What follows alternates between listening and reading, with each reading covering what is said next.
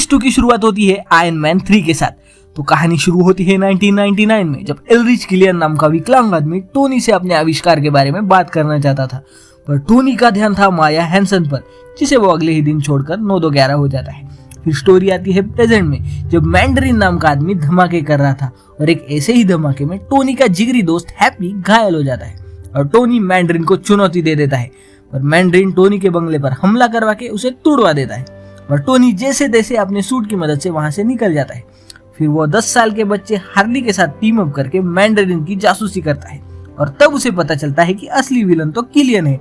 Kylian के experiments physical disability तो दूर करते ही थे, पर उन्हें सुपर पावर्स भी देती थी, पर उसके साइड इफेक्ट्स की वजह से धमाके हो रहे थे और वो उसे मैंडरिन के हमले बता रहा था। तो किलियन टोनी की माशूका पेपर और अमेरिका के प्रेसिडेंट को किडनैप कर लेता है, पर टोनी के पास थे ढेर सारे आर्मर जिनकी मदद से वो किलियन को हरा देता है और किलियन के ही फॉर्मूले से अपने सीने का आर्क रिएक्टर निकलवा लेता है और इसी के साथ साथ मूवी खत्म हो जाती है। तो अगली मूवी है थॉर द डार्क वर्ल्ड। तो 9 दुनियाएं एक ही लाइन में आ रही थी, जिस वजह से उनमें छोटे छोटे पोर्टल्स हो रहे थे। तो एक ऐसे ही पोर्टल की मदद से थॉर की माशूका जेन फॉस्टर की बॉडी में चला जाता है ईथर। तो ईथर एक ऐसा लिक्विड है जो इन्फिनिटी स्टोन्स में से एक है, जिसकी मदद से हजारों साल पहले मैलेकिथ नाम का ये आदमी यूनिवर्स में अंधेरा कायम करना चाहता था। ये शायद तमराज किल्विच का चचेरा भाई है, लेकिन थॉर के दादाजी उसे हरा देते हैं। तो मूविंग ऑन, जेन के बॉडी में चला जाता है ईथर। ये बात पता चलती है थॉर को, तो वो जेन का इलाज करने के लिए उसे एसगार्ड ले जाता है और इसी बात की खबर लग जाती है मैलेकिथ को। मैलेकिथ एसगार्ड पर हमला कर देता है और जेन को बचाने के चक्कर में थॉर की मम्मी जी का दुखद देहांत हो जाता है। तो थॉर को चाहिए बदला, इसीलिए वो अपने भाई लोकी को जेल से छुड़ाता है और उसकी मदद से वो मैलेकिथ से लड़ने के लिए जाता है। तो लोकी मैलेकिथ को उल्लू बनाकर जेन की बॉडी से ईथर निकलवाता है और थॉर उसे डिस्ट्रॉय करने की कोशिश करता है, पर वो नाकाम हो जाता है।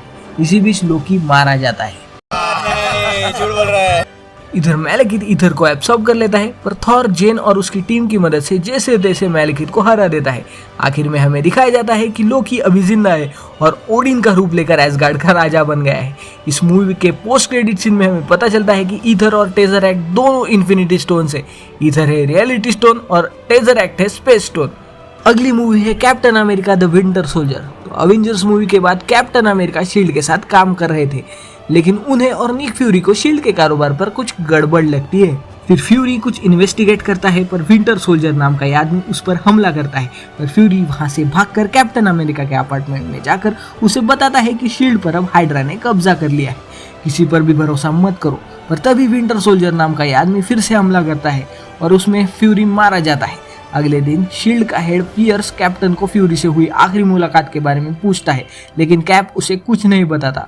तो पियर्स कैप्टन को लिफ्ट में दबोचने की कोशिश करता है। अबे घोचू सुपर सोल्जर है वो, तो कैप्टन सभी को निपटा के वहां से कल्टी मार देता है।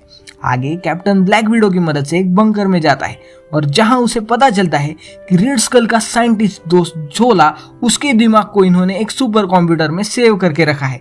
तो झोला उन्हें बताता है कि शील्ड में शुरुआत से ही हाइड्रा पनप रही थी और अब शील्ड पर हाइड्रा ने कंप्लीटली कब्जा कर लिया है। तो कैप्टन को पता चलता है कि पियर्स ही असली विलन है। तो फिर वो कैप्टन अपने दोस्त सैम विल्सन की मदद लेता है, जिसके पास है मेटल पंख और सब उसे फैल्कन बुलाते हैं। तो कैप्टन को पता चलता है कि हाइड्रा के पास एक एल्गोरिदम है, जिसकी मदद से वो ड्रोन बनाते हैं और वो ड्रोन की मदद से एक साथ कई सारे लोगों को शूट कर सकते हैं। तभी विंटर सोल्जर उन पर हमला करता है और उन्हें पता चलता है कि विंटर सोल्जर कोई और नहीं बल्कि कैप्टन का चड्डी बड्डी बग्गी है। बकी के दिमाग पर पूरी तरह से हाइड्रा का कब्जा है और वो कैप्टन और ब्लैक विडो पर हमला करता है, लेकिन तभी आती है निक फ्यूरी की सेक्रेटरी और वो उन्हें बचा लेती है और बताती है कि फ्यूरी अभी जिंदा है। फिर फ्यूरी उसे बताता है कि ये चिप्स लो और हाइड्रा वाली चिप्स को इनसे बदल लो, जिससे उनका एल्गोरिदम नष्ट हो जाएगा और प्रॉब्लम भी सॉल्व हो जाएगी। तो कैप्टन अमेरिका और ब्लैक विडो वैसा ही करते हैं, उसकी इंस्ट्रक्शन को फॉलो करते हैं और फिर विंटर सोल्जर और कैप्टन अमेरिका के बीच में छोटी सी लड़ाई होती है। लेकिन कैप्टन कहता है कि यार बकी तू मेरा दोस्त है, मैं तुझे नहीं मारूंगा, और उस बात से बकी का भी हृदय परिवर्तन हो जाता है और मूवी खत्म। पोस्ट क्रेडिट सीन में हमें बताते हैं कि हाइड्रा वाले लोकी की छड़ी को यूज करके वांडा और पिएट्रो नाम के ट्विंस पर एक्सपेरिमेंट कर रहे हैं।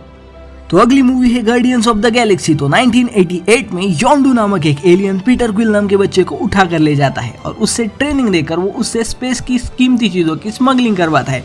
तो इसी तरह वो ऑर्ब नामक एक गोला चुराता है जिसमें है पावर स्टोन, जो एक इन्फिनिटी स्टोन्स में से एक है। तो थैनोस जिसे सारी इन्फिनिटी स्टोन्स कलेक्ट करने हैं, वो रोनन नाम के बंदे को स्टोन्स लाने के लिए भेजता है और साथ में अपनी दोनों बेटियां गमोरा और नेबुला को भी भेजता है। और उन्हीं में से एक गमोरा ज़ेंडर पर पहुंचती है जहां पीटर क्विल पावर स्टोन बेचने आया था। तो वहां पर उसके और गमोरा के बीच में फाइटिंग होती है। तभी रॉकेट रकून नाम का बोलने वाला रकून और उसका दोस्त एक चलता फिरता पेड़ ग्रूट दोनों उस फाइट में कूद जाते हैं। तभी वहां नोवा कोर नाम की पुलिस आकर उन्हें जेल में डाल देती है। वहां उन्हें मिलता है ड्रैक्स, जो गमोरा को मारने की कोशिश करता है क्योंकि उसके परिवार को थैनोस ने मारा था। लेकिन गमोरा कहती है कि मैं भी थैनोस से नफरत करती हूँ क्योंकि मैं अडॉप्टेड हूँ, थैनोस ने मेरी भी फैमिली को मार डाला था।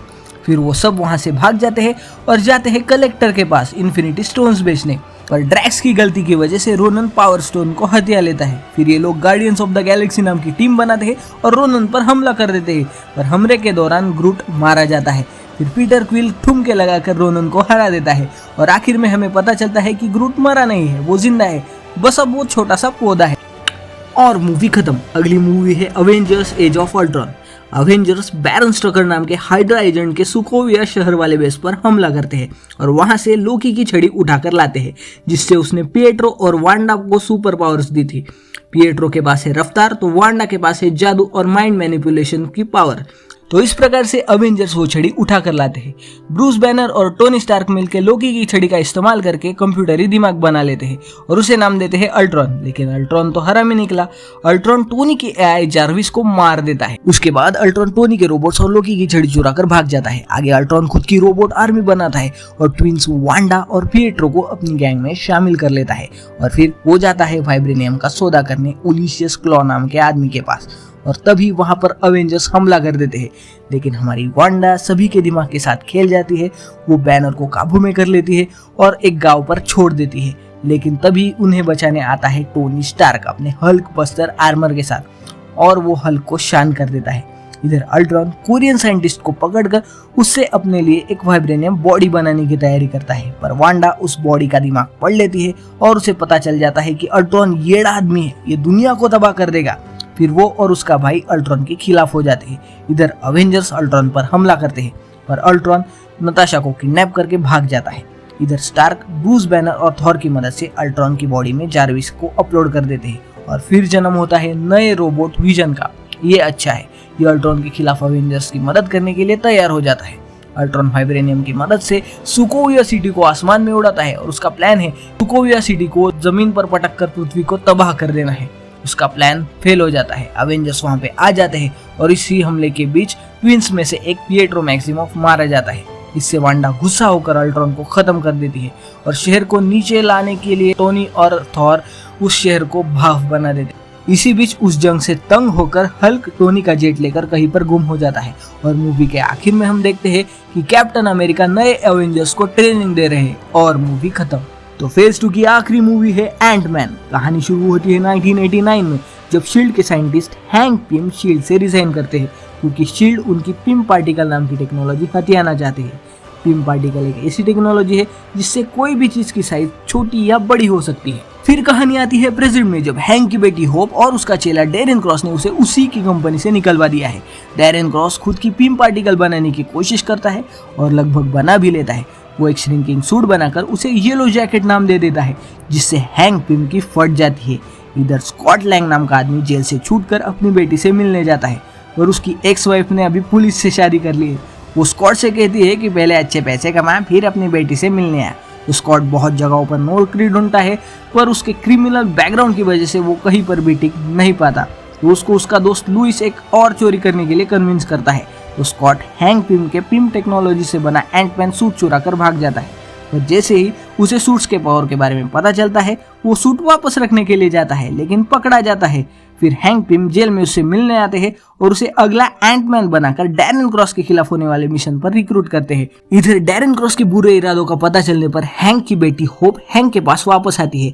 वो हैंक से नाराज थी क्योंकि उन्होंने उसकी माँ के मौत का राज उसे नहीं बताया था। तो हैंक रिवील करते हैं कि उनकी पत्नी होप की माँ एक मिशन के दौरान इतनी ज्यादा छोटी हो गई कि पार्टिकल से भी छोटी होकर सब एटॉमिक लेवल पर पहुंच गई और क्वांटम रेल नाम के जगह पर फंस गई।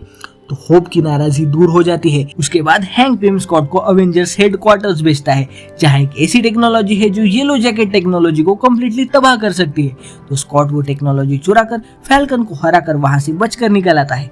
फिर स्कॉट और उसके दोस्त एक प्लान बनाकर येलो जैकेट टेक को डिस्ट्रॉय करने की कोशिश करते हैं, पर डैरेन क्रॉस सूट लेकर भाग जाता है और स्कॉट लैंग की बेटी को किडनैप करने की कोशिश करता है। पर तभी वहां आता है स्कॉट और वो सब एटॉमिक लेवल पर छोटा होकर येलो जैकेट सूट तबाह करता है, जिसकी वजह से दोनों क्वांटम रेल में फंस जाते हैं। पर स्कॉट जैसे तैसे बाहर आ जाता है। हैंक को लगता है कि अगर स्कॉट वापस आया है तो उसकी वाइफ भी वापस आ सकती है। वो मूवी के आखिर में दिखाया गया है कि फैल्कन स्कॉट लैंग से मिलना चाहता है और मूवी खत्म। इस मूवी के साथ फेज 2 भी खत्म होता है। तो मैं आपसे मिलूंगा फेज 3 में। Until then goodbye, keep smiling.